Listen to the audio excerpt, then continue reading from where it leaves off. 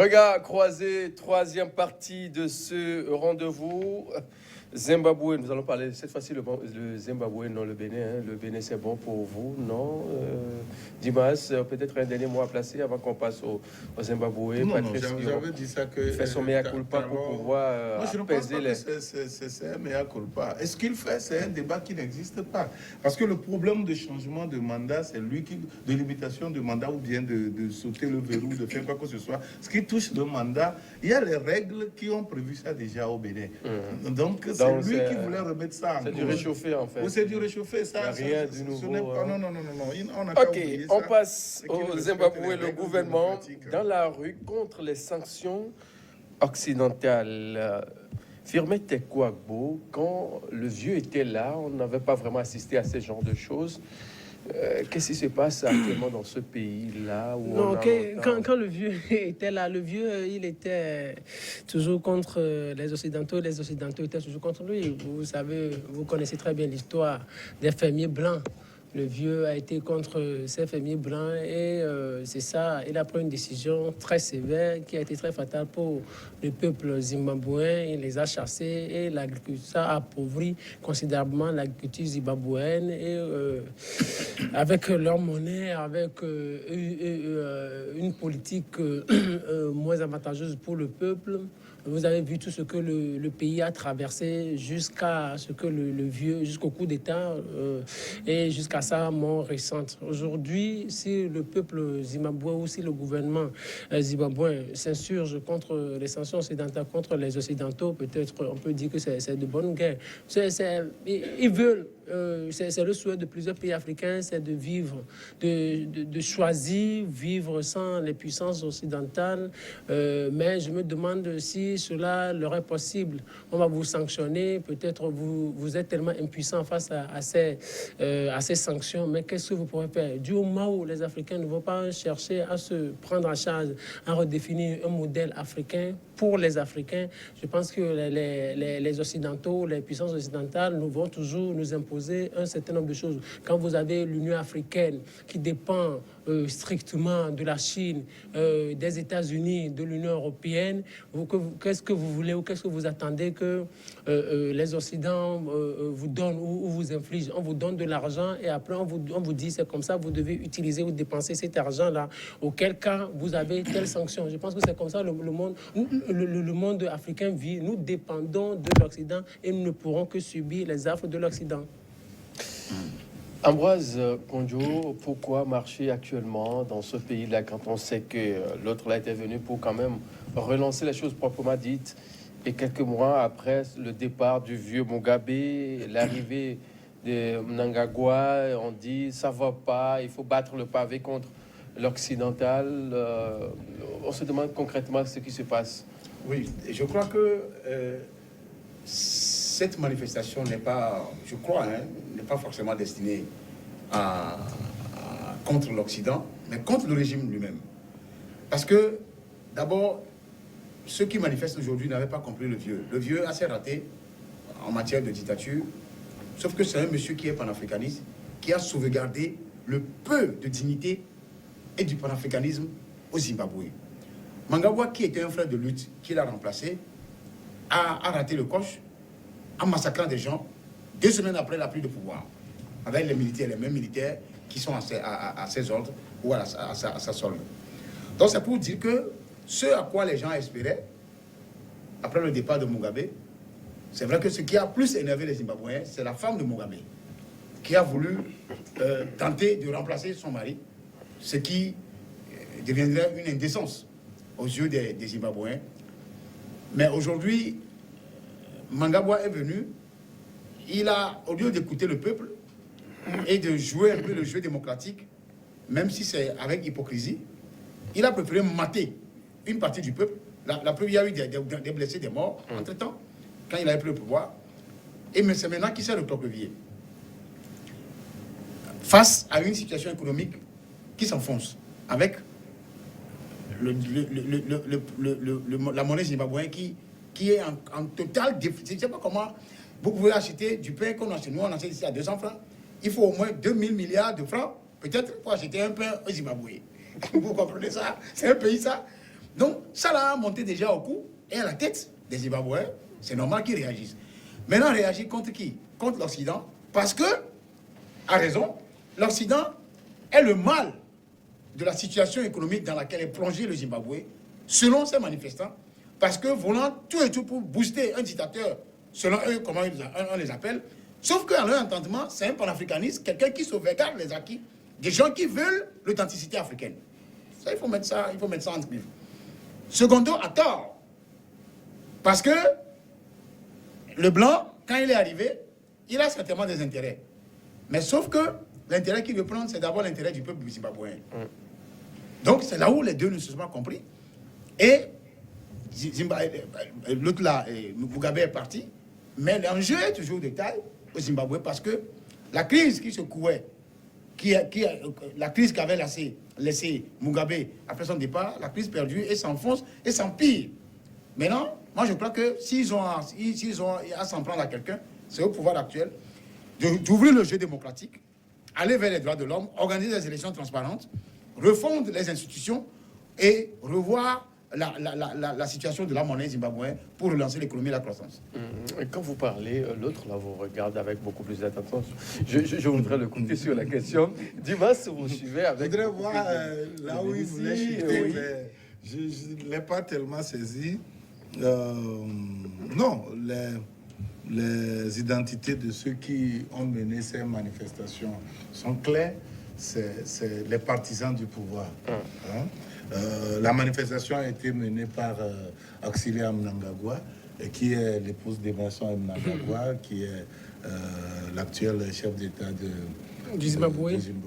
Donc, c'est les partisans du pouvoir, pour ne pas dire le pouvoir même, qui est carrément dans la rue pour marcher contre les sanctions des Occidentaux. Vous savez, ces sanctions avaient commencé depuis le vivant du vieux.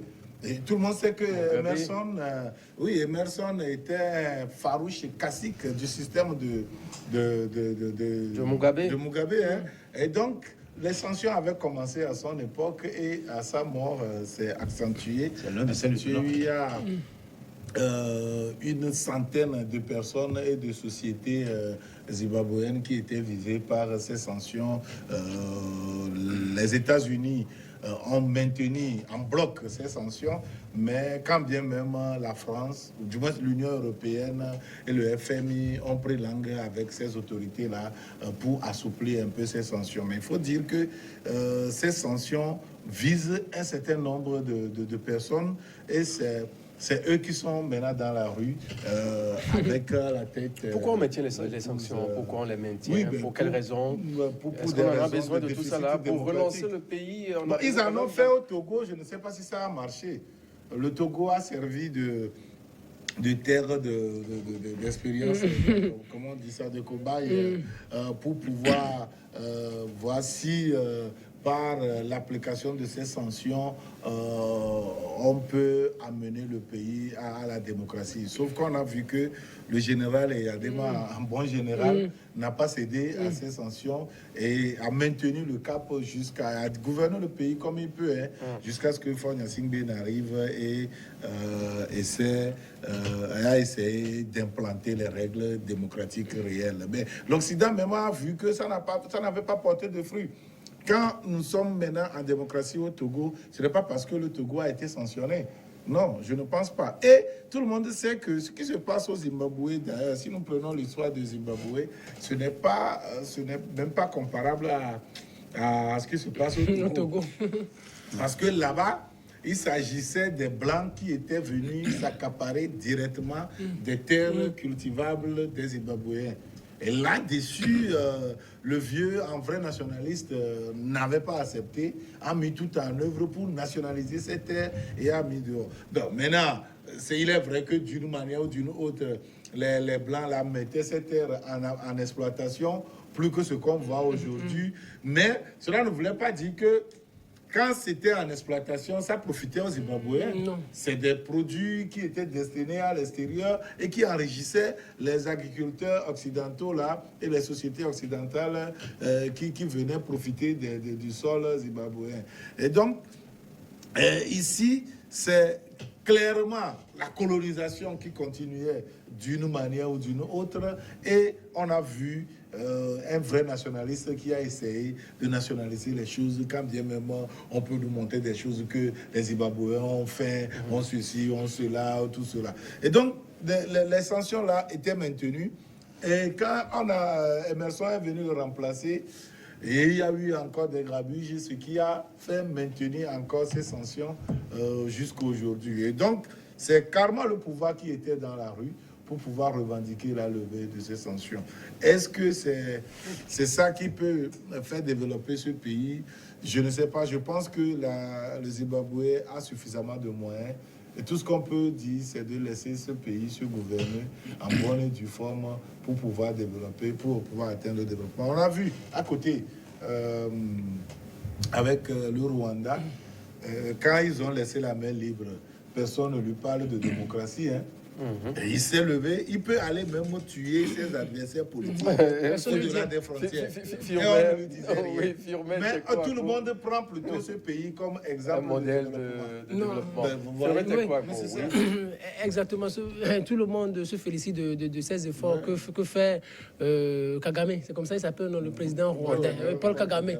C'est comme ça qu'il s'appelle. Mais on n'arrive jamais à se focaliser sur ces violations des droits de l'homme. Je me rappelle même qu'il a une fois dit à une de ses opposantes qu'il venait de libérer: Madame, si vous ne faites pas attention, vous retournez en prison. Donc, c'est quelqu'un qui ne s'amuse pas. Mais les Africains... Je vous traquerai partout, même au-delà des frontières. Regardez, quelqu'un qui viole les règles démocratiques comme ça, on ne lui dit rien. Vous voyez comment c'est comme il y a tout un paradoxe là. On se demande ce qu'on veut entre la démocratie et le développement. Peut-être on va essayer de trouver un juste milieu. Mais en ce qui concerne le Zimbabwe, je pense que il faut aujourd'hui que le peuple zimbabwéen ou les responsables, les autorités de ce pays sachent ou disent exactement là où elles veulent aller, c'est-à-dire ces autorités-là. Où est-ce qu'elles veulent aller? C'est-à-dire aujourd'hui le vieux, lui, il est déjà parti. Il a fait son temps depuis 1980, après il est parti. Maintenant, qu'est-ce que ce peuple-là veut? Qu'est-ce que Mnangagwa, le président actuel, veut?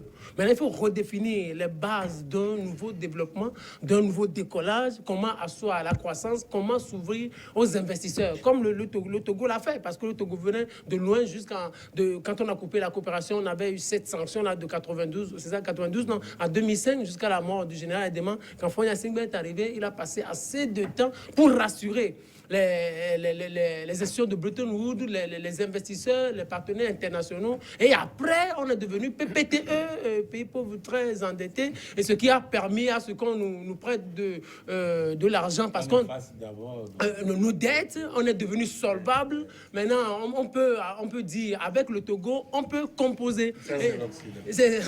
Voilà, c'est comme ça. C'est l'Occident dit maintenant, avec vous, on peut composer, vous allez faire ceci, vous allez faire cela. Et aujourd'hui, on est en train de jouir des fruits de ces efforts-là que les Togolais ont consenti. Maintenant, il va falloir que les Zimbabwéens copient ou s'inspirent de cet exemple togolais pour dire aujourd'hui, nous aussi, nous voulons aller loin et définir de nouvelles lignes pour le développement. Mais au lieu de marcher. Au lieu de marcher, ils vont marcher, mais c'est ça. Ça va partir, ça va pas donner grande chose.